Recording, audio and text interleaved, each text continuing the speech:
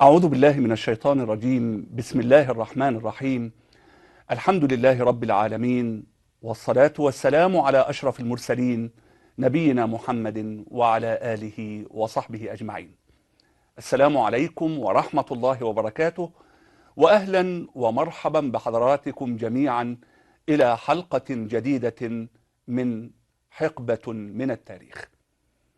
ما زلنا في هذه الحلقات نعطر ليالينا بذكر الصديق أبي بكر رضي الله عنه، وما زال حديثنا موصولا عن هذه الخصوصيات التي لا يشارك أحد فيها أبا بكر رضي الله عنه.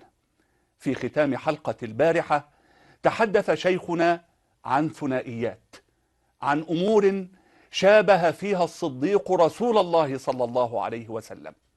وفي حلقتنا نستكمل الحديث بإذن الله تعالى، فاسمحوا لي أن أتوجه بالتحية لشيخ الحبيب فضيلة الشيخ الدكتور عثمان الخميس. السلام عليكم ورحمة الله وبركاته. عليكم السلام. أهلا بكم ومرحبا شيخنا. مساكم الله بالخير. نذكر وما زلنا مع هذه الخصوصيات، هذه الثنائيات. نعم.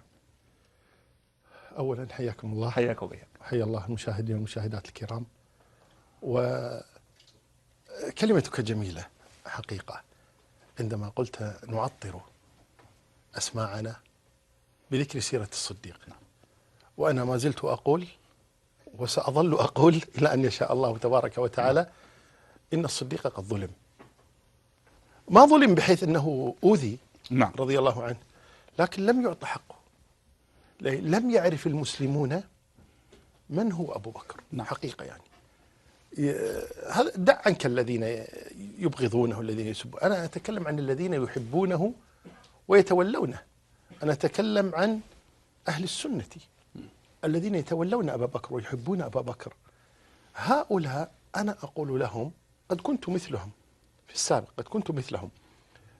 لم أعرف للصديق مكانته كما ينبغي له رحمه الله ورضي عنه. نعم. لكن لما قرأت ترجمته وقرأت كلام أهل العلم عنه، وإذا الأمر غريب. الصديق يختلف عن غيره رضي الله عنه. أنا استوقفتني الكلمة التي استوقفتك في الأمس، وهي قول عمر، مقولة عمر، يعني لن أقدم فتضرب عنقي لا يقربني ذلك من إثم أحب إلي من أن أتأمر على قوم فيهم أبو بكر. أبو بكر. يعني هذه الكلمة يقولها عمر ويقسم عليها. فكرت فيها سابقا، فكرت فيها وفي مدلولها، ولما قال عمر هذا الكلام. ونظرت إلى مكانة عمر عند سائر المسلمين، إذ ليس أحد من المسلمين فيما أعلم، يعني أقصد من المتبعين، يقدم على أبي بكر وعمر أحدا. ولذلك نص أهل العلم على أن من قدم على أبي بكر وعمر أحدا فهو مبتدع في الفضل وبالخلافة، مستدلين بقول سيدنا علي. نعم، بقول علي رضي الله عنه من فضل أبي بكر وعمر جلدت حد المفتري. وذكر أبا بكر وعمر. ثم لما ننظر في حال أبي بكر وحال عمر، أولا نعلم أن الفرق بين إسلام أبي بكر وإسلام عمر كما سيأتي 6 سنوات. أبو بكر أسلم قبل عمر ب6 سنين. تصور هذه السنوات ال6، أين كان أبو بكر وأين كان عمر؟ وخلال هذه السنوات ال6 كم جاهد أبو بكر في الدعوة إلى الله تبارك وتعالى، كم نصح للنبي، كم نصح لله، كم نصح لرسوله. أسلم على يديه ثلة طيبة مباركة: عثمان، طلحة، الزبير، عبد الرحمن، سعد. كما سيأتينا يعني أعتق كثيرا من الناس في سبيل الله، بذل ماله في سبيل الله. يعني لما يقول النبي صلى الله عليه وسلم لعمر: وليس لأحد غير عمر، وإنما لعمر أرسلني الله إليكم فقلتم كذبت، وقال أبو بكر صدق ووساني بنفسه ومالي، فهل أنتم تاركوا لصاحبي؟ فهل أنتم تاركوا لصاحبي؟ يرددها، قالها مرتين النبي صلى الله عليه وسلم، حتى إن أبا الدرداء راوي هذا الحديث يقول: فما أوذي أبو بكر بعدها. يعني عرف من هو أبو بكر. هذا عدا الأحاديث الأخرى التي لم نذكرها وسنذكرها بإذن الله. إن شاء الله تعالى بفضل أبي بكر، مما يدلك على أن هذا الرجل مختلف تماما عن أصحاب النبي صلى الله عليه وسلم. عليه الصلاة. وجل فضائله خصوصيات. نعم. وهذه قضية مهمة جدا لا يشارك فيها أحد. خصوصيات، تميز، ليس مجرد يحبه الله، يحب غيره. نعم. وهو يحبه الله سبحانه وتعالى، ليس فقط يتولاه النبي صلى الله عليه وسلم، ليس فقط من خير الناس، لا، خصوصيات لا يشارك فيها أحد. فهل أنتم، يخاطب الصحابة ومنهم عمر، نعم، تاركوا لي صاحبي، وهذه تسمى بالصحبة الخاصة. نعم، يعني خلينا نقول إيش، صحبة عامة وصحبة خاصة، بل صحبة خاصة وصحبة خاصة. نعم. هذه التي لأبي بكر الصديق رضي الله عنه. تكلمنا بالأمس عن إسلامه، أول من أسلم، خصوصية. تكلمنا عن إيمانه بعد الرسول مباشرة لما وزن بكفة والأمة بكفة فوزنها، خصوصية لأبي بكر الصديق. في أخلاقه تشابه بين أخلاقه وأخلاق النبي صلى الله عليه وسلم، ورسول الله حتى فوق، في الوصف، ورسول الله فوق. لكن أقصد الذي وصفت خديجة النبي نعم، صلى الله عليه وسلم به قبل النبوة هو الذي وصف به ابن الدغنة أبا بكر بعد بعد بعثة النبي صلى الله عليه وسلم.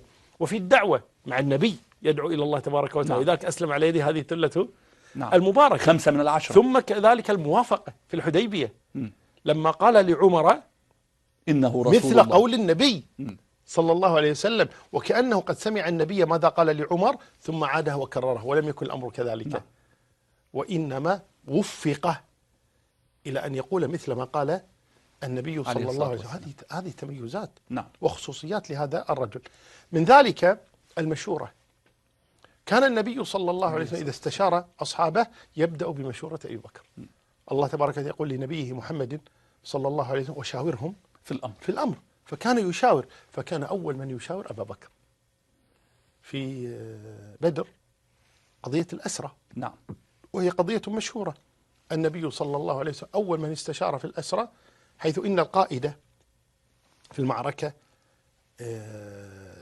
إذا انتصر المسلمون وأسروا مخير بين 4 أمور، وهو يفعل الأصلح للأمة. نعم. مخير في الأسرى أن يقتلهم، ما كان النبي أن يكون له أسرى حتى يثخن في الأرض، لأجل أن يثخن في الأرض. مخير بين قتلهم أو سبيهم أو المن عليهم بدون مقابل إطلاقه أو بالفداء. نعم. مخير بين هذه الأربع، فإما منا بعد وإما فداء. فالنبي مخير. فلما أسر من أهل بدر من المشركين 70 نفسا، نظر النبي صلى الله عليه وسلم ماذا يفعل بهؤلاء الأسرى، فاستشار أصحابه. أول من استشار أبا بكر، فأشار على النبي صلى الله عليه وسلم بالفداء، وأشار عمر بقتلهم، فاختار النبي ما أشار به أبو بكر. نعم. هذا يدل على أمرين. الأمر الأول، أول من استشار أبا بكر. الأمر الثاني، اختار رأي أبي بكر. نعم. هذا الأمر الأول. المشورة الثانية في يعني هو يعني أيضا صاحب مشورة النبي صلى الله عليه وسلم في شؤونه الخاصة. نعم. لما تأيمت حفصة مات زوجها أم المؤمنين قبل أن يتزوجها النبي صلى الله عليه وسلم، يقول عمر: كلمت أبا بكر فعرضت عليه حفصة، قلت له: إن حفصة قد تأيمت، فإن شئتها زوجة لك فعلى بركة الله. فسكت أبو بكر ولم يجب. ثم كلم عثمان فقال له: إن حفصة تأيمت. لما لم يرد عليها أبو بكر عرضها على، وهذا يدلنا أيضا على أمر عندكم في مصر أظن: اخطب لبنتك ولا تخطبش لابنك. نعم. طيب، فخطب لابنته. كلم عثمان في أن يتزوج حفصة ابنته. فقال عثمان: أنظر في أمري أمهلني. يقول عمر: فوقع في نفسي على أبي بكر، لماذا لم يرد علي؟ قل: لا أريد، ما في مشكلة عندي. لأن عثمان جاءه من الغد وقال له: لا أريد الزواج. لم يحزن من كلام عثمان، لكن حزن من أبي بكر لأنه لم يقل نعم ولا لا. ثم خطبها النبي صلى الله عليه وسلم. طبعا من مثل النبي صلى الله عليه وسلم. فلما خطبها النبي جاء أبو بكر لعمر فقال له: إنما منعني أن أرد عليك أني سمعت رسول الله يذكرها. هذا الذي منعني. ما أريد أن أقول لك أن هذا سر. أسر إلي النبي بهذا واستشارني في هذا الأمر فلزمت السكوت. هذا أيضا يدل على أن النبي كان يستشير هذا الرجل في أموره. في أموره الخاصة. نعم. صلوات ربي وسلامه عليه. كذلك من خصوصيات أبي بكر، وهذه مسألة ظاهرة بينة لكل أحد، الهجرة. الناس تهاجر تباعا، ومنهم عمر ومنهم غيره يهاجر، عثمان، طلحة، الزبير، هاجروا من مكة إلى المدينة. أبو بكر جاء يستأذن النبي صلى الله عليه وسلم، أهاجر؟ قال لا، ابقى لا تهاجر. فلما جاء يوم من الأيام دخل النبي على أبي بكر، تقول عائشة، في يوم أو في وقت ما كان يدخل علينا في مثله، في الظهيرة، فقال إن الله قد أذن لي بالهجرة. فقال أبو بكر الصحبة يا رسول؟ قال نعم الصحبة. فإذا النبي صلى الله عليه وسلم كان يمنع أبا بكر من الهجرة لأنه يريد أن يهاجر معه. نعم. وفعلا كان الأمر كذلك، فاختاره من دون الناس كلهم أن يكون رفيقا له في الهجرة. وهذه خصيصة وميزة لهذا الرجل، انتقاه النبي صلى الله عليه وسلم من دون سائر الناس أن يكون رفيقا له في الهجرة. وما هذا إلا بثقته به صلوات ربي وسلامه وحبه له. نعم. فهذه أيضا خصوصية لهذا الرجل لا يشاركه فيها أحد، كما قال علي إلا تنصروه فقد نصره الله إذ أخرجه الذين كفروا ثاني اثنين إذ هما في الغار إذ يقول لصاحبه لا تحزن إن الله معنا. نعم. وهذه أيضا من الخصوصيات. ثاني اثنين إذ هما في الغار إذ يقول لصاحبه إن الله معنا لا تحزن إن الله معنا. وهذا قول رب العالمين. هذه ما قيلت لأحد من البشر غير أبي بكر. نعم. أن له معية خاصة، أن له معية خاصة نعم. من الله تبارك وتعالى. كذلك، وهذه في البخاري ومسلم، قضية الهجرة. نعم. الفتوى، ما كان أحد يفتي بين يدي النبي صلى الله عليه وسلم غير أبي بكر، هو الذي كان يتكلم ويفتي بين يدي الرسول عليه اللهم صل وسلم. في قصة وقعت لأبي قتادة. نعم. في حنين، بعد ما انتهت معركة حنين، أبو قتادة الأنصاري رضي الله عنه يقول كان رجل من المشركين ضخم الجسم، فكان يعني قتل من المسلمين من قتل. يقول فجئت فضربته بالسيف على عاتقه. يقول فالتفت إلي فخنقني حتى كادت روحي أن تذهب، لولا أنه أدركه الموت. نعم. من كثر ما يسيل منه من الدم ينزف فسقط. نعم. وكدت أن أموت معه. يقول فلما انقضى القتال قال النبي صلى الله عليه وسلم من قتل قتيلا فله سلبه، من قتل قتيلا فله سلبه. نعم. ثم قال من كان له قتيل فليقم وليأخذ سلبه. يقول أبو قتادة فقمت ليقول أنا قتلت هذا الرجل ولا أجد سلبه، أحد أخذ سلبه. نعم. والسلب هو خصوصيات نعم. المقاتل، درعه وسيفه، درعه، نعم. ذهب إذا كان عليه، وهكذا. نعم. فقال من قتل قتيلا فله سلبه. يقول فقمت لأقول أنا قتلت هذا، لما وقفت تذكرت نحافة جسمي وضعفي وقوة جسم هذا، من يصدقني أني أنا قتلت هذا الرجل؟ يقول فوقفت ثم رأيت أن لا أتكلم فجلست، فأعادها النبي صلى الله عليه وسلم من قتل قتيلا فله سلبه، من كان له قتيل فليقم فليقل ذلك.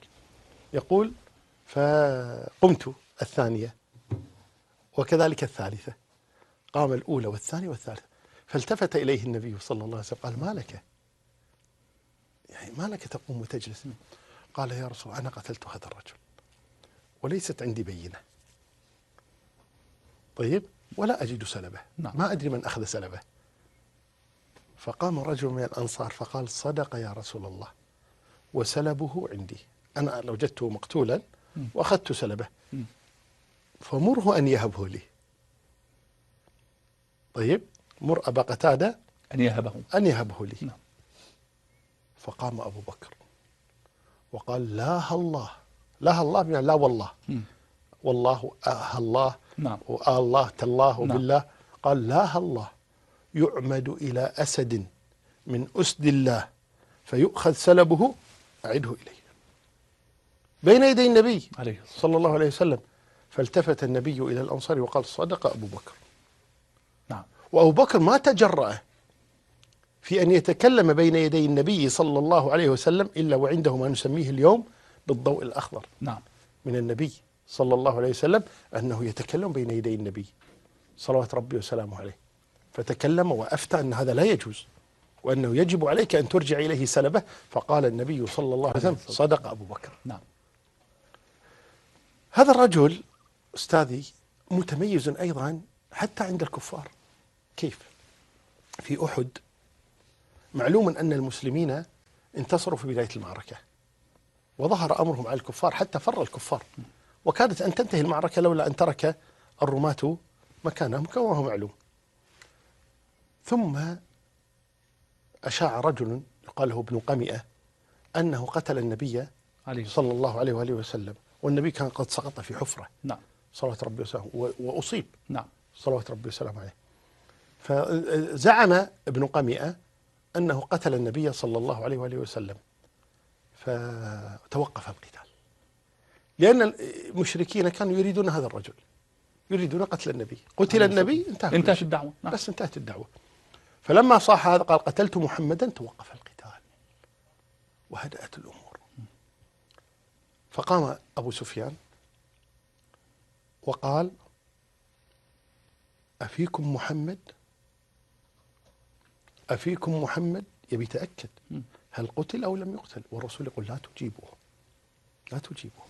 أفيكم محمد؟ والنبي يقول: لا تجيبوه. ماذا قال بعدها أبو سفيان؟ أفيكم ابن أبي قحافة؟ أفيكم ابن أبي قحافة؟ أفيكم ابن أبي قحافة؟ والرسول يقول: لا تجيبوه. ثم ثلث بعمر. نعم. قال: أفيكم عمر؟ أفيكم عمر؟ أفيكم عمر؟ الرسول يقول: لا تجيبوه، دعوه يسكت. نعم.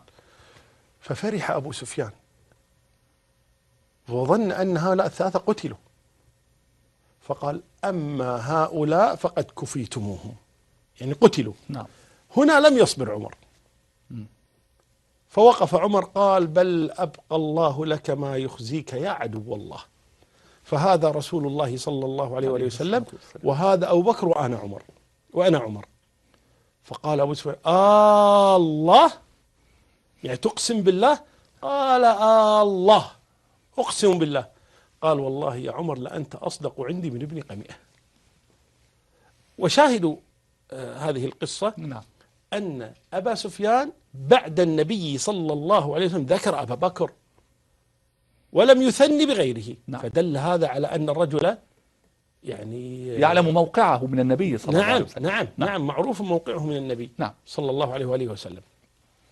كذلك من تميز هذا الرجل حقيقة مرافقته للنبي دائما صلى الله عليه وسلم. عليه الصلاة والسلام. وقصة علي مشهورة. نعم. رضي الله عنه لما طعن عمر، يقول ابن عباس يقول: لما طعن عمر بينما نحن عند عمر إذ وضع رجل يده على كتفه مستندا عليها. نعم. فقال: والله يا عمر كثيرا ما كنت أسمع رسول الله صلى الله عليه وسلم يقول: جئت أنا وأبو بكر وعمر، وخرجت أنا وأبو بكر وعمر، ودخلت أنا وأبو بكر وعمر، فلا أظن إلا إن الله سيحشرك مع صاحبيك. نعم.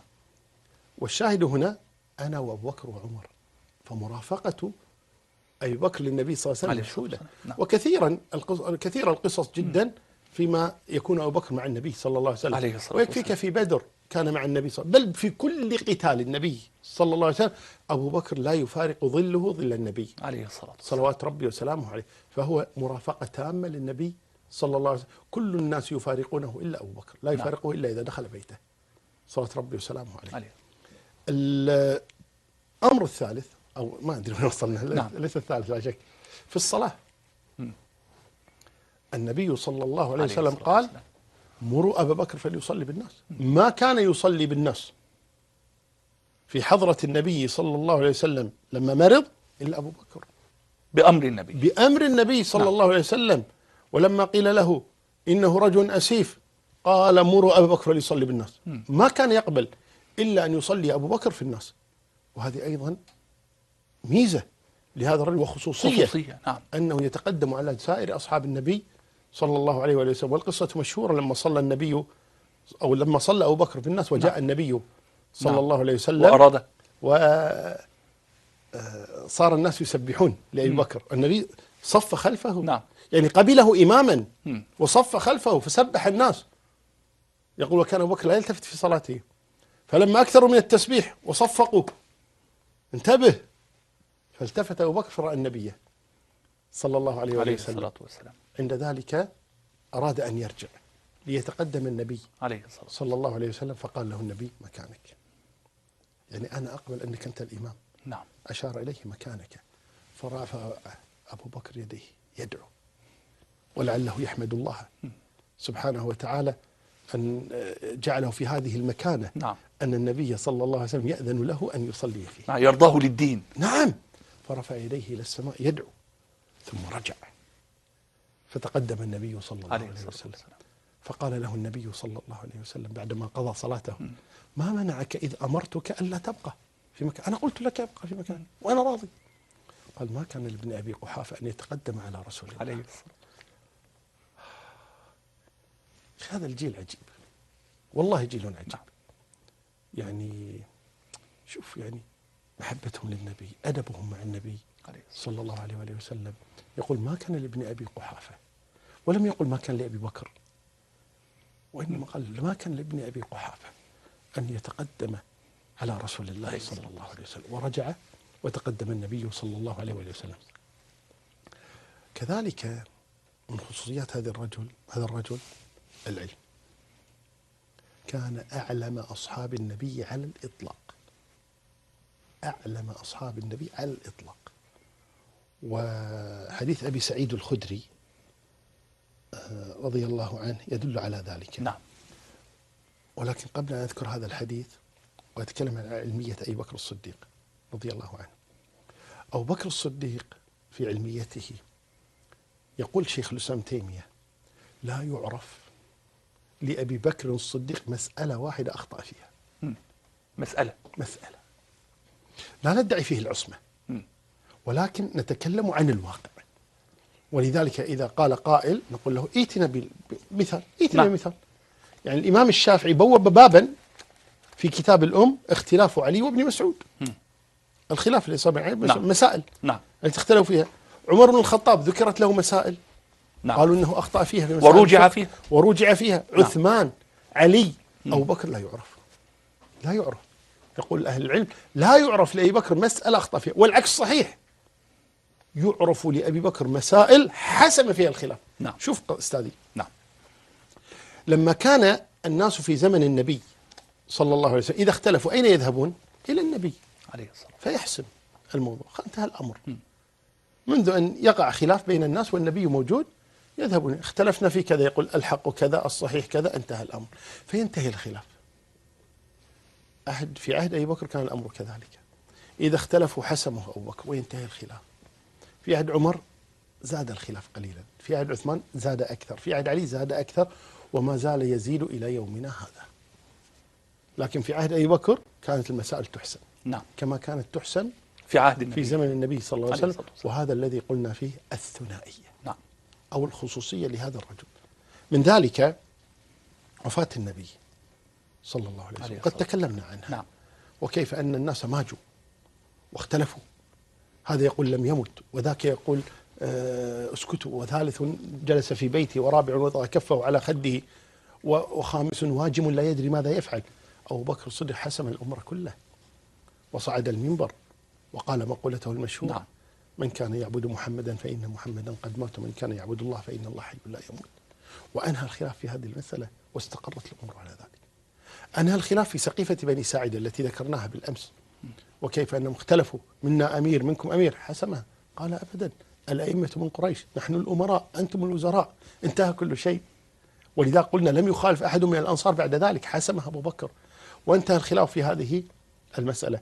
في ميراث النبي صلى الله عليه وسلم لما جاءت فاطمة رضي الله عنها تطالب بميراثها من النبي صلى الله عليه وسلم، حسم الأمر أبو بكر، قال: سمعت النبي صلى الله عليه وسلم يقول: لا نورث، ما تركناه فهو صدقة، انتهى الأمر، وحسم أمر ميراث النبي صلى الله عليه وسلم. كذلك في دفن النبي عليه الصلاة، اختلفوا لما توفي النبي صلى الله عليه وسلم: طيب ماذا نفعل الآن؟ أين يدفن؟ هل يدفن في مقابر المسلمين في البقيع، أو تكون هناك له مقبرة خاصة، أو يدفن في بيته؟ أين يدفن؟ لأنه أول مرة يموت بين أيديهم نبي نعم. صلوات ربي وسلامه عليه. فاختلفوا في هذا، فحسمها أبو بكر وقال: سمعت النبي صلى الله عليه وسلم قال: الأنبياء يدفنون حيث يموتون. فحرك سريره وحفر تحت سريره ودفن في بيته صلوات ربي وسلامه في بيت عائشة. فحسمها أبو بكر.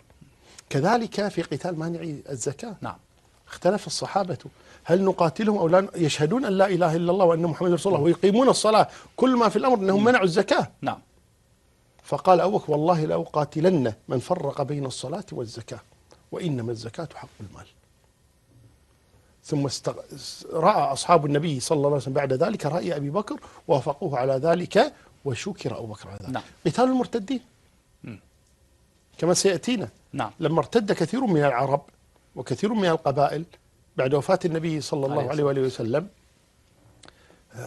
أمر أبو بكر بقتال المرتدين. فعارضه بعض الصحابة، قال له: كيف تقاتلهم ونحن الآن يعني في المدينة، نخاف على المدينة، عندنا يهود، عندنا منافقون، عندنا روم، عندنا فرس، عندنا مرتدون، نخشى على المدينة إذا خرجت الجيوش نعم. لقتال المرتدين فنخشى على المدينة. فقال: والله لأقاتلنهم ولو وحدي، لأقاتلنهم ولو وحدي. نعم. يقول طيب، يقول عمر: فما رأيت أبو بكر يعني مصر على هذا الأمر حتى علمت أنه الحق، لأنه يعلم أن هذا الرجل موفق. وفعلا نعم. أجمع الصحابة بعد ذلك على قتال المرتدين، وما يزال الناس إلى اليوم يشكرون لأبي بكر فعله. نعم. ويقول: ثبت قواعد الإسلام لما حارب المرتدين. نعم. ويشبهه تماما جيش أسامة. جيش أسامة كان قد جهزه النبي صلى الله عليه وسلم لقتال الروم، وانتهى من تجهيزه صلوات ربي وسلامه عليه، وقبيل خروج الجيش توفي النبي صلى الله عليه وسلم. فمجرد أن دفن النبي وصلي عليه صلوات ربي وسلامه عليه، أمر أبو بكر بجيش الشام أن يتحرك. فقالوا له: نحتاج إلى الجيش الآن، في مرتدون، في نوم، في نصارى، في يهود، في منافقون، نحتاج هذا الجيش. قال: لراية رفعها رسول الله صلى الله عليه وسلم ما كان لأبي بكر أن يخفضها. نعم. سبحان الله. توكل عجيب عند هؤلاء القوم. قال: والله لو جرت الكلاب بخلاخيل نساء النبي صلى الله عليه وسلم لأسيرن جيش أسامة. راية رفعها رسول الله ما كان لي أن أخفضها. وفعلا خرج جيش أسامة، وتأدب الروم وتأدب العرب، وخاف الناس جانب المسلمين. وإلى اليوم يحمد الناس رأي أبي بكر في هذا الأمر. إذن هذه المسائل التي خالف فيها أبو بكر جماعة المسلمين كان الرأي رأي أبي بكر. نعم. مما يدلك على أن هذا الرجل موفق في العلم.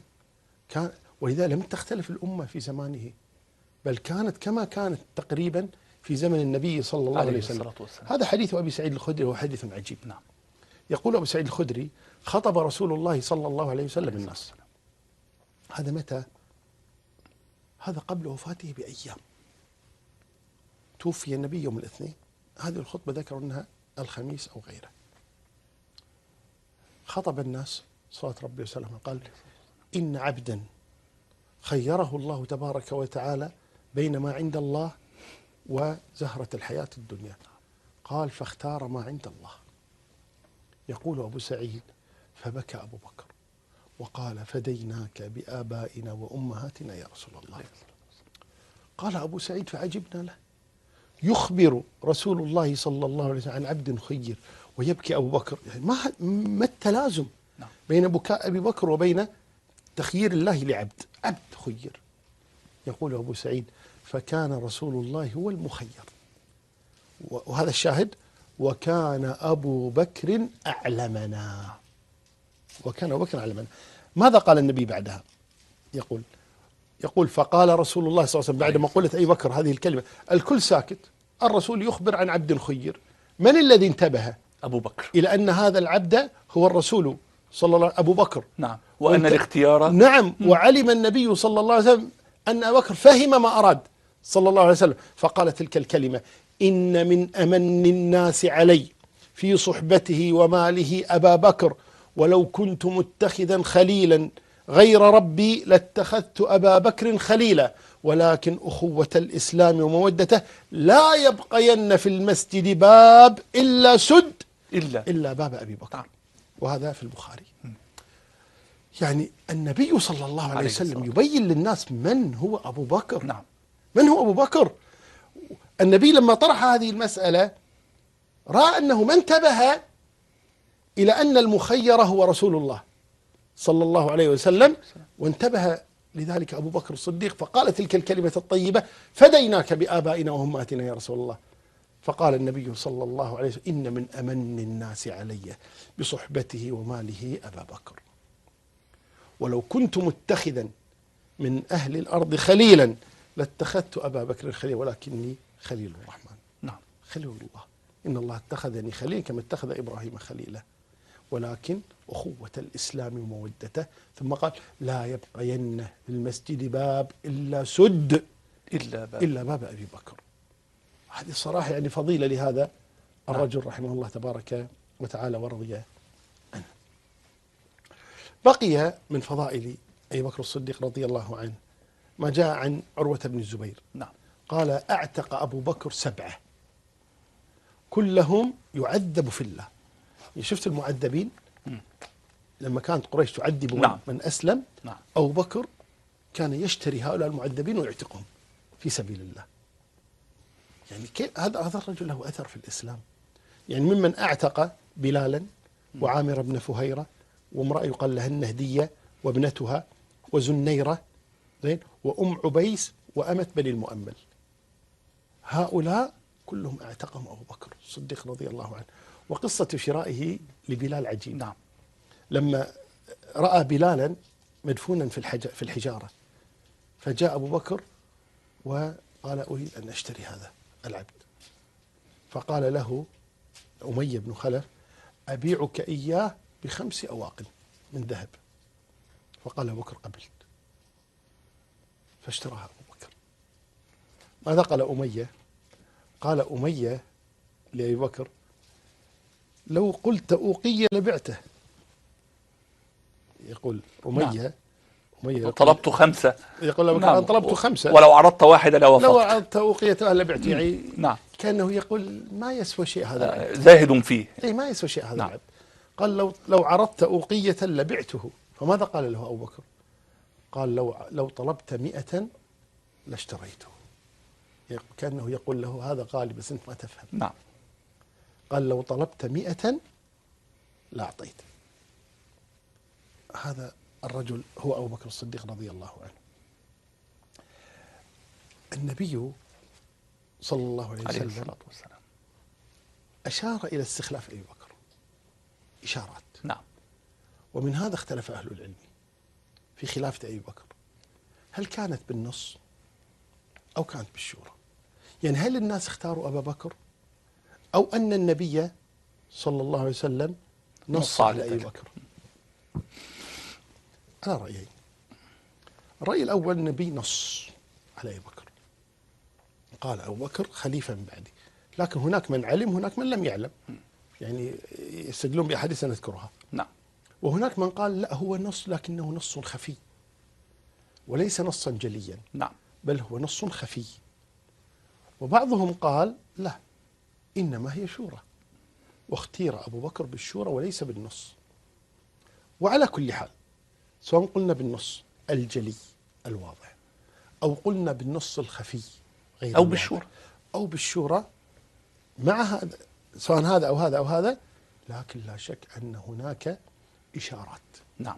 من النبي صلى الله عليه وسلم كأنه يقول للناس هذا هو الخليفة من بعدي. نعم. إشارات من النبي صلى الله عليه وسلم، وهذه الإشارات أخذ البعض منها أنها نصوص سواء كانت جلية أو خفية على أبي بكر الصديق. من هذا أن النبي صلى الله عليه وسلم مرض، قال: مروا أبا بكر فليصلي بالناس. نعم. توليته على الصلاة قالوا هذا دليل على أنه هو الخليفة. نعم. لأن ما كان يصلي بالناس إلا أميرهم، فكان النبي هو الذي يصلي بالناس.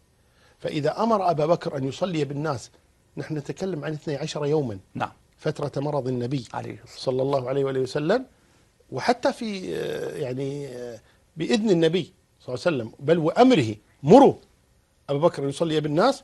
فهذه قالوا إشارات من النبي صلى الله عليه وسلم إلى أن أبا بكر هو الخليفة.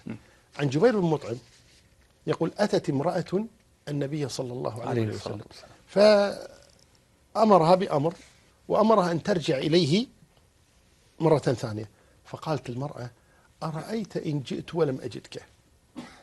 يقول جبير نعم. كأنها تقول الموت، يعني لو جئت وأنت قد مت فإلى من؟ فقال النبي صلى الله عليه وسلم إن لم تجديني فأتي أبا بكر. وهذا في البخاري ومسلم. نعم. قال إن لم تجديني فأتي أبا أبا بكر. بكر. وكذلك قوله مر أبا بكر يصلي بالناس أيضا ها في الصحيحين. نعم. في البخاري ومسلم. قالوا فهنا قول النبي صلى الله عليه وسلم لها إن لم تجديني فأتي أبا بكر إشارة. قال هذه إشارة واضحة. هذا الذي يكون مكاني. نعم. ثم عن عائشة رضي الله عنها قالت قال رسول الله في عليه مرضه صلى الله عليه وآله وسلم، وهذا الذي قال البعض إنه نص صريح. نعم. إيه؟ ادعي لي أبا بكر أباك وأخاك حتى أكتب كتابا، فإني أخاف أن يتمنى متمن ويقول قائل أنا أولى. نعم. ويأبى الله والمؤمنون إلا أبا بكر. نعم. وهذا في الصحيحين أيضا. وهذا أيضا يعني إشارة ونص من النبي صلى الله عليه وسلم، سواء قلنا جلي أو نص خفي، إلى أن أبو بكر هو الخليفة. وهذا في الصحيحين هذا الحديث. نعم. كذلك يقول أهل العلم تأميره على الحج. فعن أبي هريرة قال بعثني أبو بكر الصديق في الحجة التي أمره عليها رسول الله صلى الله عليه وسلم، حجة سنة 9. نعم. أمرهم النبي بالخروج الحج قبل حجة الوداع. قبل حجة الوداع. وأمر عليهم أبا بكر. نعم. طيب قال في رهط يؤذنون في الناس، يقول أبو أنا من الرهط الذي يؤذن في الناس يوم النحر، لا يحج بعد العام مشرك ولا يطوف بالبيت عريان. نعم. فحقيقة يعني هذه إشارات من النبي صلى الله عليه وسلم على أن أبا بكر هو الخليفة بعد رسول الله صلى الله عليه وآله وسلم. نعم. فهذه يعني بعض الجوانب حقيقة في حياة هذا الرجل أبي بكر الصديق رضي الله عنه. إذن حق لمن يقول إن أبا بكر الصديق رضي الله عنه هو رجل الدولة بعيد مرمى النظر، ولو لم يكن هكذا لمرت الدعوة الإسلامية بعد النبي صلى الله عليه وسلم بهزة عنيفة لا يعلم مداها إلا رب العالمين. يقولون قدم أبو بكر الخلافة لعمر على صفيحة من ذهب. نعم. قال تفضل. هيأ له الأمر، استقرت لك الأمور فتفضل. نعم. فجاء عمر وقد هيئ الأمر على يد هذا الرجل. نعم. وهذا ما نتدارسه إن شاء الله تعالى عندما نتكلم عن أهم الأعمال في حياة أبي بكر الصديق رضي الله عنه. طيب إذن سنبدأ في الحديث عن أهم الأعمال التي قام بها، وأحسب أن مسألة جمع القرآن تأتي في مقدمة هذه الأمور. لا شك. نعم. لا شك من أعمال أبي بكر الصديق رضي الله عنه جمع القرآن. وعلي بن أبي طالب رضي الله عنه لما تكلم عن جمع القرآن في عهد أبي بكر الصديق فذكر أن هذه من حسنات أبي بكر رضي الله أن جمع الله على يديه القرآن. نعم. جمع القرآن كان بعد معركة اليمامة. معركة اليمامة كانت في بعد وفاة النبي صلى الله عليه وسلم، ولما ارتد من ارتد من العرب، وأعلن أبو بكر النفير لقتال المرتدين. ومن هؤلاء المرتدين مسيلمة الكذاب. نعم. في اليمامة من بني حنيفة، فارتد عن دين الله وادعى النبوة مسيلمة الكذاب، فخرج إليه المجاهدون في سبيل الله يقاتلونه. ومن أشهر المعارك معركة الحديقة، معركة الحديقة ضد مسيلمة الكذاب. نعم. وفي هذه المعركة قتل عدد كبير من المسلمين من انتصروا في نهاية الأمر. نعم. طيب، فمن هؤلاء الذين قتلوا مجموعة من القراء. نعم. من حفظة القرآن الكريم. فبعد أن انتهت المعركة جاء عمر لأبي بكر الصديق وقال له قد مات يعني جمع من القراء، فلو جمعت القرآن فإني أخشى أن يأتي الموت على باقيهم فلا يبقى أحد. نعم.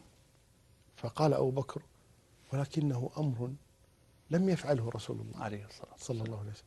نعم، القرآن كان مجموعا في الصدور، نعم. يعني كثير من الصحابة كانوا يحفظون القرآن الكريم، ولكن الكلام في السطور، في كتابة القرآن، جمع القرآن. فقال عمر: هو خير، هو خير، اعمل بهذا. فقال أبو بكر: هو كما قلت. اقتنع. قال: فمن يقوم بهذا؟ قال: زيد بن ثابت، الشباب يحفظ القرآن ونشيط، وكان يكتب الوحي للنبي صلى الله عليه وسلم، فمره بهذا. فقال: نعم. فعندها أمر زيد بن ثابت أن يقوم. فقال زيد بن ثابت كما قال أبو بكر: كيف تصنعني شيئا لم يصنعه رسول الله عليه الصلاة والسلام. صلى الله عليه وسلم؟ فقال له أبو بكر ما وقع، إن عمر عرض علي هذا واقتنعت بقوله ففعلت هذا.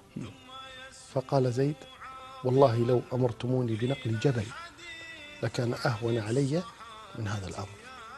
قال: هو خير إن شاء الله. فاقتنع أبو بكر، واقتنع عمر، واقتنع زيد. فقام زيد يجمع القرآن من أصحاب النبي صلى الله عليه وسلم. وكيف كانت الجمع؟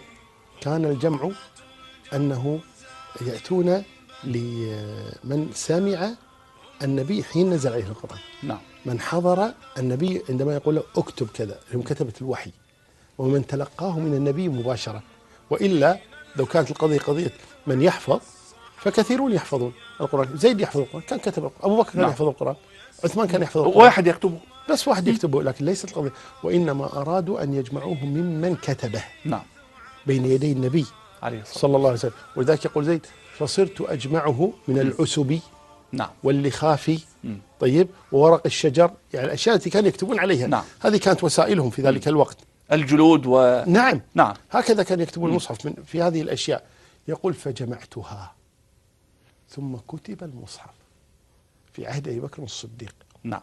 وظل المصحف عند أبي بكر الصديق حتى توفاه الله تبارك وتعالى، ثم صار عند عمر، ثم صار عند حفصة، حتى صار الجمع الثاني في عهد عثمان رضي الله عنه. مسألة الجمع الثاني، يعني هذه أيضا مسألة ربما تجعلنا نطرح سؤالا: لماذا إذا كان سيدنا أبو بكر قد أمر بجمع القرآن وقد جمع، فلماذا يأتي سيدنا عثمان ليجمع القرآن جمعا ثانيا؟ هم يعني من أجمل ما قرأت في هذا كلام لبعض أهل العلم، يقول: عثمان لم يجمع القرآن. إذا ماذا فعل؟ يقول: أبو بكر جمع القرآن، نعم، وعثمان جمع الناس على القرآن. بمعنى أبو بكر جمع القرآن وبقاه عنده، وظل القرآن ينقل في الصدور، من الصدور إلى الصدور. نعم. وبقي القرآن عند أبي بكر. فأبو بكر جمع القرآن، نعم، ولكنه أبقاه عنده. وظل الناس يعتمدون في قراءة القرآن ومعرفته على النقل، وهو ما زال إلى اليوم. نعم. الشيخ يلقيه على التلميذ وهكذا. نعم. فأبو بكر جمع القرآن، لكن عثمان في زمنه وقع خلاف بين الناس باختلاف الصحابة. كيف؟ القرآن لما نزل على النبي صلى الله عليه وسلم نزل على حرف. نعم. يقول النبي صلى الله عليه وسلم: قلت لجبريل: زدني، فزادني. قلت: زدني، فزادني، حتى قرأه على 7 أحرف. نعم. فقال لي: كلها كاف شاف. طيب، الذي حصل ماذا؟ الآن القرآن فيه قراءات، وهذه القراءات الآن الموجودة حاليا فيها بعض الاختلاف. يعني مثلا عندما نقرأ قول الله تبارك وتعالى: يا أيها الذين آمنوا إذا ضربتم في سبيل الله فتبينوا ولا تقولوا لمن ألقى إليكم السلام لست مؤمنا. في قراءة ثانية: يا أيها الذين آمنوا إذا ضربتم في سبيل الله فتثبتوا ولا تقولوا لمن ألقى إليكم السلام لست مؤمنا. فيكون أحد الصحابة سمعها من النبي صلى الله عليه وسلم فتبينوا. نعم. ويكون صحابي آخر سمعها من النبي صلى الله عليه وسلم فتثبتوا. هذه قراءات. هذه قراءات. نعم. فهذا الذي سمعها فتبينوا نقلها إلى غيره فحفظوها فتبينوا، وذاك الذي سمعها تثبتوا أيضا نقلها إلى تلاميذه فتثبتوا. فالذي حصل أن تلاميذ هذا وتلاميذ هذا لما التقوا في الحروب يقاتلون الكفار فصاروا يصلون، فهذا يقرأ يقول فتبينوا، الثاني يرد عليه يقول فتثبتوا، يصحح له. نعم. لأنه لا يدري أنها قراءة قراءتان، قراءة ثبت وقراءة فتبين. نعم. فيصحح له فيقول له أنت أخطأت، فيرد عليه ثاني يقول أنت الذي أخطأت. وكذلك غيرها من الآيات، فإن الله الغني الحميد في آخر الحديد، فإن الله هو الغني الحميد. نعم. بزيادة هو، وهذه قراءة وهذه قراءة. فعندما أقرأ أنا فإن الله الغني الحميد يأتي ثاني صحيح يقول إن الله هو الغني الحميد. والآن موجود الآن عندما تأتي إلى مصحف ورش نعم. أو قالون ومصحف الدوري ومصحف حفص تجد هناك اختلافات يسيرة من القراءات في هذه. نعم. وأذكر طرفة في مجال تفضل نطلقها. طبعا. حدثني أحد الإخوة ومن أهل الكويت عندنا يقول كنا في إيطاليا، كانوا يلعبون منتخب نعم. الكويت في إيطاليا. يقول كنا في دورة هناك، فالمهم يلعبون طائرة. نعم. يقول فكنا هناك فوافق رمضان، فذهبت أصلي التراويح في أحد المساجد، فلما رأوا هيئتي قدموني أصلي بهم، وأكثرهم مغاربة. نعم. أي نعم. يقرؤون بقراءة أخرى. يقرؤون بقراءة ورش. نعم. أي نعم. فلما تقدمت صليت بهم من أولها قلت مالك يوم الدين، ويقول ملك يوم الدين. يقول أنا ما أعرف إن ملك، أعرف مالكي. نعم. ما عمر سمعت إن مالك يوم الدين، أعرفه مالكي. قالوا ملك يوم الدين. مشيتها. بدأت أقرأ الصراط. ما تركوا لي شيئا. نعم. كلما قرأت آية يعني صححوا لي، حتى ارتبكت. أنا حافظ لكن ارتبكت. نعم. يقول أنا ما أعرف إن في قراءات، ما أعرف. يقول فلو أول ركعتين بس فقط، أول ما سلمت قالوا ارجع ما تعرف تقرأ أنت، ارجع. يقول وتقدم أحدهم فصرت أنا أصحح له. يقرأ وأنا ثم انتبهت لا يصحح إلا أنا. قلت لا في شيء أنا لا أعرف. هذه قراءة أخرى. إيه لا أعرف شيء، لا أعرفه. فسكت صراحة. يقول سكت خوفا. يقول فسكت. فلما رجعت إلى الكويت سألت، قلت ذكرت الحادثة التي وقعت لي، فقيل لي إنها قراءات. هذه قراءة ورش، وهذه قراءة حفص، وهذه قراءة قالون، وهذه قراءة الدوري، وهذه قراءة. يقول فعرفت القراءات. ففي ذلك الوقت أيضا الذي تلقى عن هذا الصحابي غير الذي تلقى عن ذاك الصحابي، هذا سمع من النبي شيئا وذاك سمع من النبي شيئا. فخرج حذيفة ابن اليمان إلى عثمان بن عفان فقال له يا أمير المؤمنين أدرك أمة محمد قبل أن يختلفوا على القرآن فيقتتلوا. فأمر عثمان بجمع القرآن. نعم. مرة ثانية على لسان قريش. نعم. ولم يأمر زيدا فقط، وإنما أمر زيدا ومعه ثلاثة: عبد الرحمن بن الحارث بن هشام وسعيد بن العاص وعبد الله بن الزبير. قال اجمعوا القرآن فإذا اختلفتم في شيء فاكتبوه على لسان قريش، مع أن زيد ليس قرشيا. نعم. فعثمان هنا جمع الناس على القرآن ولم يجمع القرآن، وإنما هو جمع القرآن. نعم. لكن لأجل أن يجمع الناس عليه فكتب 6 مصاحف وجعل مصحفا في المدينة وسماه مصحف الأم. نعم. ثم أرسل 5 إلى الناس كحكم بين نعم. الناس إذا اختلفوا. هذا هو المصحف. نعم. الأم، وكتب بدون نقط وبدون تشكيل. نعم. ليحتمل القراءات. ولذلك أهل العلم يصرون على قضية إيش؟ الرسم العثماني. نعم. لأنه اشتمل على القراءات. العثماني أي مصحف عثمان رضي الله عنه. نسبة إلى عثمان بن عفان. نعم. نعم. فهذا الفرق بين جمع أبي بكر وجمع عثمان. نعم شيخي، يعني لا أريد أن أغرد بعيدا عن السرب، ولكن هي الأمور تأتي بهذه المسائل. يعني لما جمع القرآن في عهد أبي بكر رضي الله عنه أين كان سيدنا علي؟ ولما جمع في عهد سيدنا عثمان أين كان سيدنا علي؟ حتى يأتي آت من بعد فيقول لقد جمع علي القرآن ثم ذهب به إلى الصحابة فقال هذا هو القرآن فأبوا أن يأخذوه فقال لن تروه. هذا كلام فاضي هذا. يعني هذه مقولة علي رضي الله عنه، يقول أعظم الناس في المصاحف أجرا أبو بكر، رحمة الله على أبي بكر، هو أول من جمع ما بين اللوحين. الله أكبر. يعني هذه هذا الكلمة، علي يقولها، هذه كلمة يرد بها سيدنا علي على كل من يدعي نعم. أن سيدنا علي قد أنكر القرآن لا وتركه مع لا المهدي. كلام فاضي، هذا كلام فاضي. نعم. كلام فاضي، وهم يبرؤون من هذا الكلام الآن أمام العامة. مم. وإنما يقال هذا الكلام في الحوزات نعم. عندهم، وعند العامة ينكرون هذا.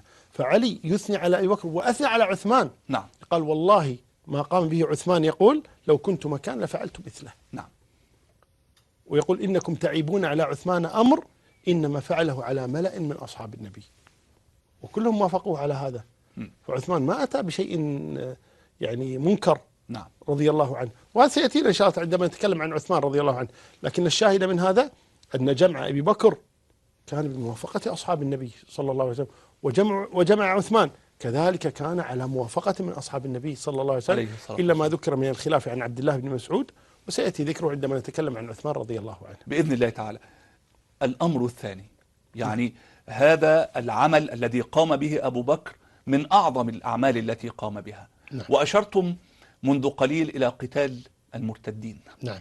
وهذا عمل أيضا لا يأتي به إلا رجل دولة كما نعم. يقولون عن أبي بكر. نعم. يعني شوف عائشة رضي الله عنها تقول لما توفي رسول الله صلى الله عليه وسلم نجم النفاق وارتدت العرب واشرأبت. طيب. تقول واشرأبت اليهودية والنصرانية. نعم. وصار المسلمون كالغنم المطيرة في الليلة الشاتية. يعني غنم نزل عليها مطر في ليلة نعم. شاتية. قالت لفقد نبيهم عليه الصلاة حتى جمعهم الله على أبي بكر. نعم. فلقد نزل بأبي ما لو نزل بالجبال الراسيات لهاضها. صدقت. فوالله ما اختلفوا فيه من الأمر إلا طار بعلائه وغنائه. وكان من رأي ابن الخطاب علم أنه خلق غوثا للإسلام. نعم. يعني أبا بكر كان والله أحوذيا نسيج وحده قد أعد للأمور أقرانها. نعم. فهذا بالنسبة لأبي بكر رضي الله عنه وأرضاه. الحروب الردة. نعم. يقول عمر لأبي بكر كيف تقاتل الناس وقد قال رسول الله صلى الله عليه وسلم أمرت أن أقاتل الناس حتى يقولوا لا إله إلا الله أن محمدا رسول الله، فإن قالوها فقد عصموا مني دماءهم وأموالهم إلا بحقها. فرد عليه أبو بكر قال والله لو منعوني عناقا كانوا يؤدونه إلى رسول الله صلى الله عليه وسلم لقاتلتهم عليه. إن الزكاة حق المال، والله لو قاتلن من فرق بين الصلاة والزكاة. نعم. قال عمر فما هو إلا أن رأيت الله شرح صدر أبي بكر للقتال فعرفت أنه الحق. وهذا متفق عليه، أخرجه البخاري ومسلم. هذا بالنسبة لمانعي الزكاة. نعم. ومانع الزكاة اختلف أهل العلم هل يدخلون في المرتدين أو لا يدخلون في المرتدين، على قولين. نفصل في منع الزكاة. تفضل. طيب، منع الزكاة على 3 أحوال. الحالة الأولى أن يمنعها شخص كما هو الحال الآن في كثير من المسلمين ما يدفعون الزكاة، لا أقول أكثر ولكن في كثير من المسلمين لا يدفعون الزكاة. طيب هذا ما حاله؟ النبي صلى الله عليه وسلم يقول من منعنا زكاة ماله أخذناها منه ونصف ماله عزمة من عزمات ربنا. فإذا الذي يمنع زكاة ماله تؤخذ رغما عنه. نعم. الزكاة تؤخذ رغما عنه ونصف ماله. هذا تعزير. هذه عقوبة. نعم. طيب، لكن القصد أنها تؤخذ منه رغما عنه، لا يكفر. هذه معصية كبيرة من الكبائر، لا يكفر، لا يقاتل، يؤخذ ماله خلاص، تؤخذ منه زكاة رغما عنه. نعم. ولذا جاء في الحديث عن النبي صلى الله عليه وسلم أنه لما أمر بجمع الزكاة جاءوه فقالوا يا رسول الله منعنا الزكاة 3 لم يدفعوا زكاة مالهم. قال من هم؟ قالوا العباس وخالد وابن أم جميل. فقال النبي صلى الله عليه وسلم أما العباس فعلي وإلي، عندي زكاة العباس. نعم. وكان النبي قد أخذها منه مقدما. قال وأما خالد فإنكم تظلمون خالدا فقد أوقف أمواله في سبيل الله. خالد ما عنده مال، كل ماله وقف لله تبارك وتعالى. وأما ابن أم جميل فما يريد ابن أم جميل إلا أن كان فقيرا فأغناه الله.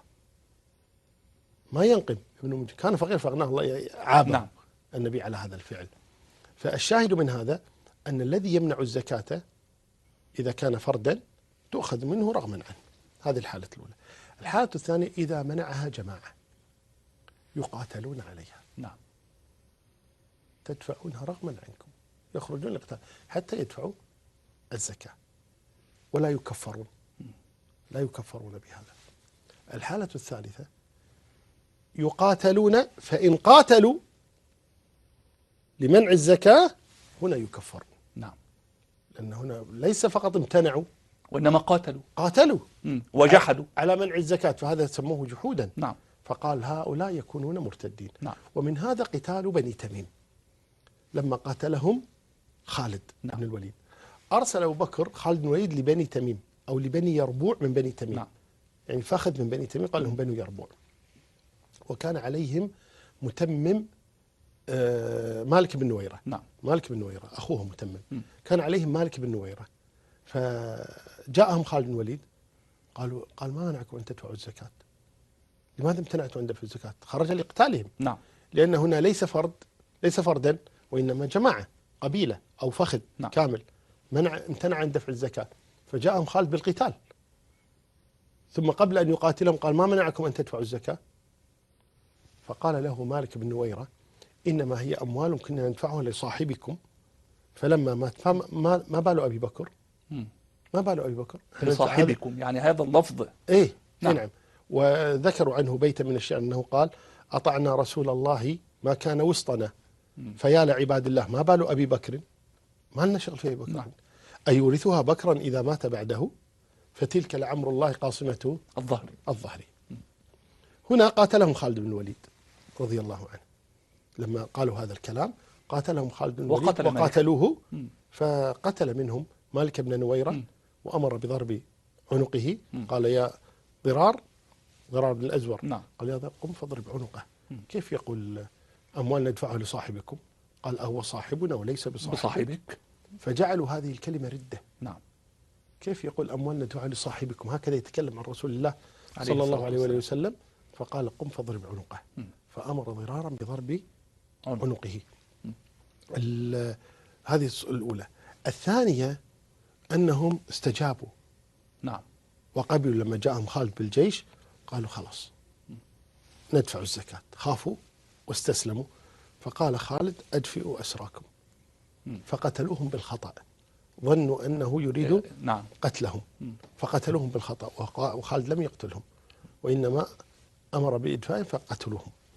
الثالثة وهي الأظهر والعلم عند الله تبارك وتعالى أنهم ارتدوا. نعم. بمتابعتهم لسجاح. وسجاح ادعت النبوة. نعم. وتابعها بنو يربوع من بني تميم، تابعوا سجاحا. وقيل إن سجاح هذه قيل إنها من بني تميم وقيل إنها من بني تغلب. نعم. لكن سواء كانت من بني أو من بني تغلب، لكن بني يربوع من بني تميم تابعوها ووقفوا معها. فهم إذن ليس فقط منع الزكاة وإنما ردة باتباعهم للسجاح. هناك بيتان جميلان قالهما متمم ابن نويرة أخو مالك.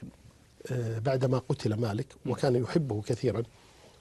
قال متمم بن نويرة وكنا، يقول عن نفسه وأخيه، يقول وكنا كندماني جذيمة حقبة، وكنا كندماني جذيمة حقبة من الدهر حتى قيل لن نتصدع. يعني كثر ما يشوفونا مع بعض قال لن يتفرق هذان. يقول فلما تفرقنا كأني ومالكا لطول اجتماع لم نبت ليلة معه. يبين فقده لأخيه. نعم. فذكروا أن عمر أعجبه البيتان فقال له ما تمنيت أن أكون شاعرا إلا الآن. نعم. لأرثي أخي زيدا نعم. بمثل ما رثيت أخاك. نعم. وكان زيد قتل في معركة اليمامة. نعم. مع المسلمين. نعم. ضد مسيلمة الكذاب. وزيد أسلم قبل عمر وقتل في معركة اليمامة مع المسلمين ضد مسيلمة. فقال تمنيت لو رثيت أخي بمثل ما رثيت أخاك. فماذا قال له متمم؟ قال يا أمير المؤمنين أو يا أبا حفص، والله لو علمت أن أخي صار حيث صار أخوك ما رثيته. صحيح. أفرح له. نعم. لكن مصيبة أخي الله أعلم وين مصيره، مرتد. نعم. قال لو كان أخي مات على مثل ما مات عليه أخوك ما رثيته أصلا. طيب، فقال عمر ما عزاني أحد عن أخي بمثل تعزيته. صحيح. فهذا بالنسبة لبني يربوع. هل هم كانوا من مانعي الزكاة فقط؟ نعم. أو كانوا مرتدين؟ نعم. سواء قلنا مرتدين بمتابعتهم لسجاح أو مرتدين لقتالهم على منع الزكاة، هذا أو ذاك، فهم قاتلهم خالد بن الوليد. وأما الدعوة أن أبا بكر دفع دياتهم وكذا غير صحيح. طيب. يعني نعم. الأمر فيه تفصيل بإذن الله تعالى بعد فاصل نعم. قصير. نعم. بعد فاصل بإذن الله تعالى نعود لنستكمل هذا اللقاء الماتع والحديث عن المرتدين وكيف قاتل أبو بكر رضي الله عنه هؤلاء المرتدين، وأيضا نستقبل اتصالاتكم وأسئلتكم بعد فاصل قصير بإذن الله تعالى. كونوا معنا. السلام عليكم ورحمة الله وبركاته. تحية لحضراتكم من جديد، وأجدد التحية لفضيلة الشيخ الدكتور عثمان الخميس. السلام عليكم ورحمة الله وبركاته. عليكم السلام ورحمة الله وبركاته. إذن ما زلنا نفصل في مسألة قتال المرتدين، ومن الآن يمكنكم مشاهدي الكرام أن تتواصلوا معنا عبر أرقام الهواتف التي تظهر تباعا على شاشتنا. تفضل شيخي. هو الأمر كما قالت أم المؤمنين عائشة ارتد كثير من العرب. البعض يقول ارتد أكثر العرب، أنا لا أوافق على هذا. نعم. ولا أقول لا أوافق أن أنا وحدي، لكن هذا الكلام أهل العلم. يعني المرتدون معروفون من الذي ارتد، وذكرت يعني أسماؤهم وقبائلهم، وليس أكثر العرب وإنما كثير. نعم ارتد كثير منها لكن ليس أكثر العرب. سنذكر إن شاء الله تعالى بإذن الله تفاصيل المرتدين. نعم. ممن ارتد أهل البحرين، والبحرين في ذلك الوقت هي تشمل الإحساء والخليج، وانت راجع الخليج كله. نعم. طيب هذه المنطقة كلها تسمى البحرين في السابق. طيب، فارتد أهل البحرين وبقي أهل المنطقة يقال لها جواثة، موجودة الآن في الإحساء معروفة. نعم. أهل جواثة هؤلاء هم الذين بقوا على الإسلام، والباقون قد ارتدوا. وحاصر المرتدون أهل جواثة، يعني يريدون قتلهم. يعني المرتد لم يكتفوا بالردة بل أيضا قاتلوا المسلمين. فقال قائلهم أرسل رسالة إلى أبي بكر الصديق من أهل جواثة، تقول رسالة: ألا أبلغ أبا بكر رسولا وفتيان المدينة أجمعين، فهل لكم إلى قوم كرام قعود في جواثة محصرين، كأن دماءهم في كل فج شعاع الشمس يغشى الناظرين، توكلنا على الرحمن إنا وجدنا الصبر للمتوكلين. هؤلاء يقولون كيف صبروا أهل جواثة؟ فيهم رجل اسمه الجارود بن المعلى. نعم. هذا الجارود شأنه عجيب. الجارود بن المعلى هذا ماذا فعل؟ الجارود بن المعلى قام فيهم خطيبا، فقال لهم لأهل جواثة، قال: يا قوم، هل علمتم أن لله أنبياء؟ قالوا: نعم.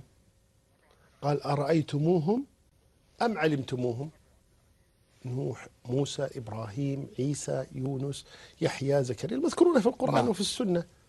قال: أعلمتموهم أم رأيتموهم؟ قالوا: علمناهم. قال: فأين هم الآن؟ أين هؤلاء الأنبياء؟ قالوا: ماتوا. قال: فإن محمدا قد مات عليه الصلاة والسلام. يعني كما أن يعني جاءهم من ناحية عقلية. نعم، استدلال عقلي. نعم. استدلال عقلي. قال: طيب أنبياء ماتوا، محمد بشر حال حالهم أيضا مات، ما الذي يجعلنا نترك ديننا؟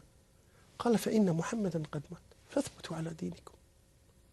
قال: ثبتك الله كما ثبتنا، ثبتك الله كما ثبتنا. نعم. ثم ظلوا يعني يدافعون عن أنفسهم حتى أرسلت الجيوش، جيوش المسلمين، ونصروهم على من عاداهم. نعم. في تفصيل لمن ارتد. أولا أسد وغطفان. نعم. قبيلة أسد وقبيلة غطفان. وهؤلاء كان عليهم طليحة الأسدي، وطليحة الأسدي هذا ارتد في حياة النبي عليه الصلاة صلى الله عليه وسلم، ارتد في حياة النبي وادعى النبوة. نعم. طليحة الأسدي في حياة النبي صلى الله عليه وسلم، وأرسل إليه أبو بكر خالد بن الوليد، نعم. ولما قاتلهم خالد هرب طليحة الأسدي بن خالد هو وزوجته، ثم بعد ذلك تاب وأسلم، لكنه لم يلقى أبا بكر حتى توفي. نعم. حتى توفي أبو بكر. يقول حياء من أبي بكر ما بيشوفني إن ارتديت وكذا. ثم رجع في زمن عمر، وكان شجاعا فارسا وصاحب رأي في القتال. وفي أيام الفتوحات في عهد عمر كان يقاتل مع المسلمين، يعني صلح أمره بعد أن ارتد، عاد إلى الإسلام وصلح أمره. فكان عمر يقول لنعمان بن مقرن، يقول استعن به ولا تؤمره. نعم. وهذه لفتة جميلة من عمر، يعني استعن به ولا تؤمره، لأنه كانت عنده ردة، فلا تؤمره، أخشى أن يرتد مرة عندما يكون أميرا على الجيش وكذا. نعم. لكن استعن برأيه، أنه صاحب رأي وشجاع، وفعلا كان له أثر في بعض المعارك كما سيأتينا إن شاء الله تعالى. لكن الشاهد من هذا أن طليحة الأسدي ارتد مع أسد وغطفان، ثم رجع إلى دين الله تبارك وتعالى. كندة ارتدت وعليهم الأشعث بن قيس. نعم. وأيضا خرج إليهم خالد بن الوليد رضي الله عنه وتاب أشعث بن قيس ورجع إلى الحق. نعم. البحرين قلنا قبل قليل ارتد أهل البحرين وعليهم المنذر ابن النعمان، وخرج إليهم العلاء بن الحضرمي وقاتلهم، ثم تاب المنذر بن النعمان له زعيم نعم. المرتدين. مذحج في اليمن ارتدت عليها الأسود العنسي. نعم. وهذا الأسود العنسي ارتد في زمن النبي صلى الله عليه وسلم. في زمن النبي ارتد الأسود العنسي وادعى النبوة في زمن النبي صلى الله عليه وسلم، وسيطر على جزء كبير من اليمن. نعم. وبعد موت النبي آمن به عدد لا بأس به من أهل اليمن، آمن بهذا الرجل الأسود العنسي أنه نبي. وله قصة، خرج له سويد بن مقرن يقاتله وحوصر، المسلمون حاصروا الأسود العنسي يعني ومن تابعه. نعم. زوجة الأسود العنسي كانت امرأة صالحة لم ترتد، لكنها كانت تخاف من زوجها الأسود. فيقولون أنه لما حاصره المسلمون هي يعني فتحت الأبواب للمسلمين حتى يدخلوا عليه. نعم. فدخلوا عليه وهو نائم هذا الأسود العنسي، فقام إليه فيروز الديلمي. نعم. طيب. فقتله وضربه، وكان سكران، الأسود سكران. نعم. مو فيروز. نعم. وكان فيروز الأسود سكران. نعم. فقام إليه وضربه، فصاح صيحة خار كما يخور الثور. نعم. فحراسه طرقوا الباب، ماذا حدث؟ زوجته عنده، هي التي مكنت المسلمين من قتله. طيب. فقالوا ماذا حدث؟ لماذا يصرخ؟ فقال زوجته إنه يوحى إليه. إن نبيكم يوحى إليه. فسكتوا الحراس. فلما قتلوه قطعوا رأسه ورموه من النافذة، فأخذه المسلمون وصاحوا قتل الأسود. ففر أصحابه ويعني انتهى أمره.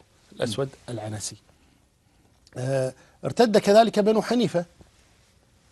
بنو حنيفة في اليمامة. نعم. ارتدوا عليه مسيلمة الكذاب، وخرج إليه عكرمة ابن أبي جهل، ثم جاء خالد مددا. نعم. لعكرمة وقتل مسيلمة، قتله وحشي.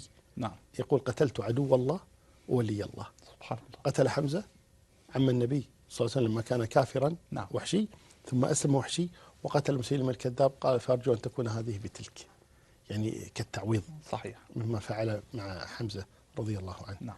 وسليم ارتدت عليهم الفجاء السلمي. نعم. طيب. وخرج إليهم طرفة ابن الحاجب وقتل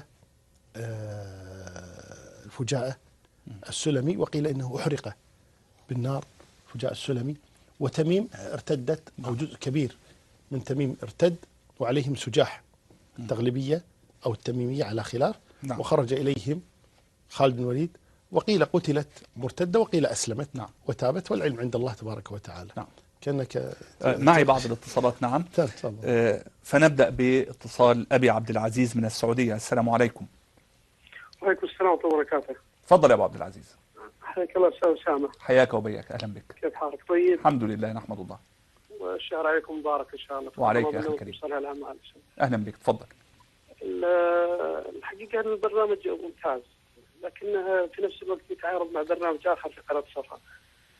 ضايعين الآن ما بين التنقل ما بين قناة صفا. إذا قسم وقتك يا أبا عبد العزيز، تشاهد أحد البرامج في وقته والآخر في الإعادة إن شاء الله. والله كل البرامج مهمة. هذاك مناظرة الشيخ خالد الوصابي، وهنا مع الدكتور الفاضل الشيخ نعم. إسماعيل الخميس. أهلا بك. كل البرامج ممتازة حقيقة، لكن ودي كان لو في تنسيق بين القناتين. أخي الكريم، يعني زي كما قلت لك يمكنك أن تشاهد أحد البرنامجين في وقته والآخر في الإعادة. شكر الله لك أبا عبد العزيز. طيب، ما زالت الأرقام معنا على الشاشة، يمكنكم أن تتواصلوا عليها. يعني أطلنا على بعض المتصلين فانقطعت الاتصالات، ونعتذر لهم لأن ما يقوله الشيخ على درجة عالية من الأهمية لا أستطيع أن أقاطعه. تفضل شيخ. لو نظرنا إلى حروب الردة التي قام بها أبو بكر رضي الله عنه، خاصة مع قول الله تبارك وتعالى: يا أيها الذين آمنوا من يرتد منكم عن دينه فسوف يأتي الله بقوم يحبهم ويحبونه. نعم.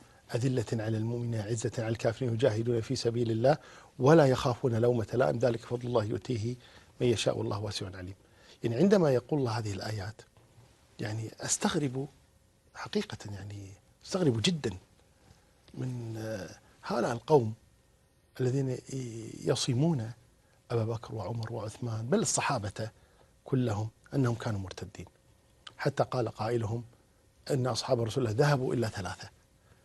كيف ذهبوا؟ أو كان أصحاب رسول الله أصحاب ردة. نعم. بعد وفاة النبي صلى الله عليه وسلم ما قاتل المرتدين إلا هؤلاء. سبحان الله. يعني هذه حروب الردة. ولذا من غريب ما قرأت وما يدلك على حقد دفين في القلوب، من غريب ما قرأت أن البعض صار يدافع عن المرتدين فقط لأن أبو بكر قاتلهم، كما يقول عدوي صديقي. نعم. فصار البعض يدافع عن المرتدين ويقول هؤلاء ليسوا مرتدين. فيقول مالك بن نويرة ما كان مرتدا ولا منع زكاة ولا شيء، إن مالك بن نويرة يقول لا ما أبايع أبا بكر، علي هو الخليفة. نقول لهم طيب ماشي ممتاز، إذا مالك بن نويرة كان يقول علي هو الخليفة ولا أبايع أبا بكر، طيب لماذا لا يكون علي شجاعا كمالك بن نويرة؟ علي يبايع، بنو هاشم كلهم بايعوا. نعم. باقي أصحاب النبي صلى الله عليه وسلم الذين تدعون أنكم توالونهم كسلمان الفارسي أو المقداد أو عمار بن ياسر أو أبا ذر الغفاري، كل هؤلاء بايعوا أبا بكر الصديق. فهل مالك بن نويرة ومن معه أشجع من هؤلاء؟ فيعلنون ردتهم أو عنادهم لأبي بكر ويقاتلون على هذا من أجل علي. من أجل علي، وعلي يبايع كذلك بقية المرتدين. نعم. فهذا أمر غريب جدا يدل على أن الناس لا يفكرون، وإنما هو حقد طيب يتبعه حقد على أصحاب النبي صلى الله عليه وسلم. والآية صريحة: يا أيها الذين آمنوا من يرتد منكم عن دينه فسوف يأتي الله بقوم يحبهم ويحبونه. والله لا تصدق هذه الآية إلا على أصحاب النبي صلى الله عليه وسلم الذين كانوا مع أبي بكر وهم الذين قاتلوا المرتدين. يحبهم ويحبونه أذلة على المؤمنين أعزة على الكافرين يجاهدون في سبيل الله ولا يخافون لومة لائم. هذا الذي وقع نعم لأصحاب النبي صلى الله عليه الصلاة والسلام. فإذا من يتهم أصحاب النبي صلى الله عليه وسلم بأنهم كانوا مرتدين عليه أن يجيب عن هذه الآية. وأحسب أن سيدنا علي نعم بنفسه يعني يتبرأ مما يقول هؤلاء. يا أستاذي، علي بن أبي طالب رضي الله عنه كان يشارك أبا بكر، ولكن كان في القيادة في المدينة. نعم. مع أبي بكر الصديق. وعلي أخذ من سبي بني حنيفة. وعلي له ولد اسمه محمد ويقال له محمد بن الحنفية. نعم. وهو ابن علي رضي الله عنه من يعني سبي بني حنيفة. فلو كان علي يرى أن أولئك مسلمون وأنهم إنما امتنعوا من بيعة أبي بكر، فكيف يقبل السبي منهم؟ هل تسبى مسلمة؟ لا يمكن أن تسبى مسلمة، سبحان الله. لا يقبل هذا أبدا. نعم. معي محمد. السلام عليكم. عليكم السلام ورحمة الله وبركاته. تفضل أخي محمد. الله يزيد فضلك. كيف حالك يا شيخ أسامة؟ الحمد لله رب العالمين. أهلا بك. الله يحفظك. ممكن أكلمك الشيخ تفضل معك. خميس؟ تفضل. السلام عليكم. عليكم السلام ورحمة الله وبركاته. كيف حالك يا شيخ؟ يا مرحبا، حياكم الله. الله يحييك. أشهد الله أني أحبك في الله يا شيخ عثمان. أحبك الله وبارك فيك. الله يحفظك. شيخ عثمان حبيبي، بس إني ما شاء الله تبارك الله يعني لقاءاتك وبرامج اللي تطلع فيها جدا ممتازة. بس يا ليت انك تخصص بعض الكتب والمؤلفات في هذا التاريخ. انا قرأت كتاب حقبة من التاريخ، بصراحة كان كتاب جدا ممتاز ورائع، بس كان ودي ان يكون عندك محاضرات كثيرة، يعني كلها تهتم في الكتب اللي انت تكتبها. يعني الله يعين. الشيخ يجيب بإذن الله. شكرا لك أخي محمد. يعني أنت أشرت إلى كتاب حقبة من التاريخ، وكان الشيخ قد أهداه لي منذ سنوات، وأهدى الشيخ لي بالأمس كتابا آخر، متى يظهر نورك أيها المنتظر. إذن للشيخ كتابات، لكن لا أدري لماذا لا يسوق الشيخ لهذه الكتب. يعني إخواننا يريدون أن تصل إليهم. بارك الله فيكم شيخ. الله المستعان. الله يسر. الله يبارك فيكم. طيب شيخي، إذن ما زلنا عند هذه النقطة لأنها ما زالت تحتاج إلى توضيح وإلى تجلية. نعم. مسألة أن سيدنا علي رضي الله عنه كان شريكا أو كان مشاركا لصحابة النبي صلى الله عليه وسلم تحت قيادة أبي بكر. نعم. في قتال المرتدين وإن كان في القيادة. نعم. وتزوج من بني حنيفة وأنجب محمد بن الحنفية، ثم يقولون إن هؤلاء كانوا يقاتلون لأن عليا كان أولى بالخلافة. ما زلنا عند هذه النقطة. يعني لا شك أن هذه انتكاسة. نعم. انتكاسة في التفكير، انتكاسة في العداء، يعني عداء مقصود حقيقة، يعني يدل على حقد دفين في جسم هذا الإنسان الذي يقول مثل هذا الكلام. فأصحاب النبي صلى الله عليه وسلم ما قاتلوا المرتدين قاتلوهم دينا. نعم. وعلي رضي الله عنه كان منهم ومعهم، أي مع أصحاب النبي بل هو على رأسهم. نعم. رضي الله عنه وأرضاه. طيب معي أبو محمد. السلام عليكم. السلام عليكم. وعليكم السلام ورحمة الله وبركاته. مساء الخير يا شيخ أسامة. أهلا بك أخي الكريم. أهلا وسهلا. الله يحفظك. ممكن نكلم الدكتور الله يحفظك؟ تفضل معك. السلام عليكم. عليكم السلام ورحمة الله وبركاته. مساء الخير يا دكتور الله يحفظك. مساك الله بالخير. كيف حالك؟ عليك الشر مبارك إن شاء الله. علينا وعليك وعلى الجميع. سؤالي دكتور هو ولو أنه يعني تطرقت له في الحلقات السابقة، لكن الأهمية حتى أتأكد أنا ويتأكد المشاهدون بالنسبة لقضية سب علي بن أبي طالب على المنابر من قبل بني أمية. نريد الله يحفظك يعني قول حاسم في هذه المسألة. هل تم سب علي رضي الله عنه على المنابر؟ هل هذا الكلام صحيح أم أنه غير صحيح حتى ننتهي من هذه القضية بشكل كامل؟ يعني والله إن شاء الله تعالى هذا سيكون يعني حديثنا عنها لما نعم. نتكلم عن خلافة معاوية. عندما نصل إلى خلافة معاوية إن شاء الله تعالى سنتكلم عن هذه، ولكن طالما أنك سألت نعم. أجيبك. لم يثبت أبدا أن علي رضي الله عنه لعن على المنابر. قد تكون هذه حالات فردية من أفراد، حتى معاوية لعن على المنابر كحالات فردية هذه. أما أنه يعني كان شيئا ممنهجا أو بأمر الخليفة هذا باطل، لا يمكن أبدا. الحسن يعني منذ أن تنازل بالخلافة لمعاوية، يعني نتكلم عن سنة. شيخ أستأذنك نشكر أبو محمد ويتابعنا من التلفزيون يعني حتى لا يبقى معنا. تفضل. نعم. شيخ. أقول منذ يعني وين وقفنا؟ نعم. يعني أن هذه المسألة باطلة. منذ أن تنازل نعم. الحسن لمعاوية سنة 41 من الهجرة إلى وفاة الحسن سنة 49 أو 50 على خلاف. نعم. متى توفي الحسن رضي الله عنه. خلال هذه السنة الحسن كان يتردد على معاوية كل سنة، والحسين معه يزوران معاوية رضي الله عنه. ثم بعد ذلك لما توفي الحسن ظل الحسين على هذا حتى توفي معاوية يعني سنة 60 من الهجرة. نحن نتكلم عن 20 سنة من خلافة معاوية. هل يعقل أن أباهما عليا رضي الله عنه يسب على المنابر بأمر معاوية، والحسن والحسين كل سنة يزوران معاوية ويهديهما ويقبلان؟ أليس هذا طعنا في الحسن والحسين قبل أن يكون طعنا في معاوية؟ لا نقبل هذا أبدا أن يكون من الحسن والحسين. نعم. لا يهتمان لسب أبيهما رضي الله عنه. ثم معاوية ابن عم علي، وقد ذكرنا هذا لما تكلمنا عن العلاقة بين علي ومعاوية، أبناء عمومة. علي جده هاشم ومعاوية جده عبد شمس، وعبد شمس وهاشم توأم، أخوان توأم. فكيف بعد ذلك يدعى أن معاوية كان يسب عليا ويلعنه؟ هذا كذب وزور، كذب وزور. شوف، حتى لو فرضنا أنه كما يقولون أن معاوية أمر بسب علي على المنابر، هل ينقل أحد مرة واحدة أن معاوية سب عليا؟ لا يثبت أبدا أن معاوية سب عليا، بل الذي يثبت عكسه، أن معاوية كان يترحم على علي ويثني عليه، ولما صار الصلح قال معاوية ابدأ باسمه قبل اسمي لمكانته وفضله، أو لسابقته وفضله، فقال قدموه علي. أبدا لم ينقع عن يعني إذا كان معاوية يأمر بسبه إذن هو أولا يسب. لم يثبت أبدا أن معاوية سب علي رضي الله عنه، ولم يثبت أن علي سب معاوية. فالخلاف الذي كان بينهما ليس على الدنيا، ما اختلف على الدنيا، وإنما اختلف على الدين. ظن علي أنه على الحق، وظن معاوية أنه على الحق، ونحن نقول الحق كان مع علي. نعم.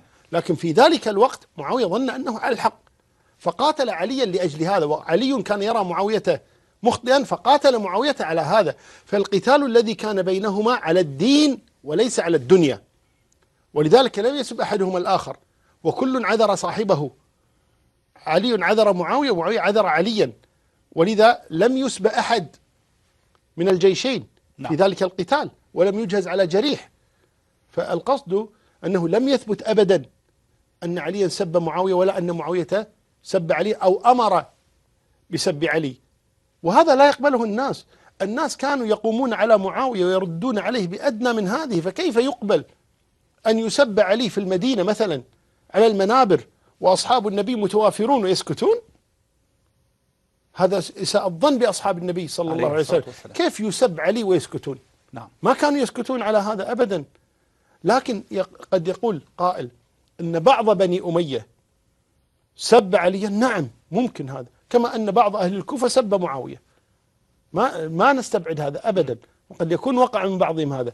أما أن يكون هذا ديدنا، وأما أن يكون هذا بأمر من معاوية، فهذا دون إثبات خرط القدم.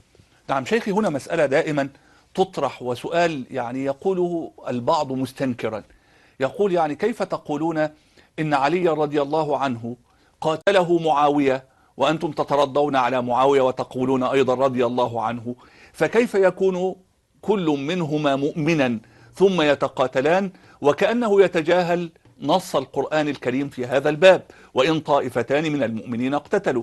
هناك طائفتان من المؤمنين تقتتل أو تقتتلان، ولا يخلع رب العالمين عنهما عن أي منهما هذه الصفة، صفة الإيمان.